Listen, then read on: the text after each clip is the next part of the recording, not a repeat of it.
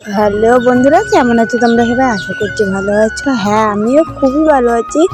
এতদিন video upload না করার কারণ হলো আমার কিন্তু ফাইনাল এক্সাম ছিল ক্লাস 9-এ। তো সেইগুলো দিতে টেস্টে রেজাল্টে এগুলো নিয়ে অনেক প্রবলেমে ছিলাম। তো এই কদিন ভিডিও আপলোড করতে পারিনি। আমি আজকের থেকে রেগুলার ভিডিও আপলোড করব, সেটা দেখার জন্য আমার ইউটিউব চ্যানেলটা সাবস্ক্রাইব করে দিতে হবে। আর যেই ভিডিওটা এখন আমি আপলোড করেছি সেটা হলো 27শে নভেম্বরের ভিডিও, মানে আমার ফাইনাল এক্সামের আগের ভিডিও। তো এটা কিন্তু ছিল আমার দাদার বিয়ে।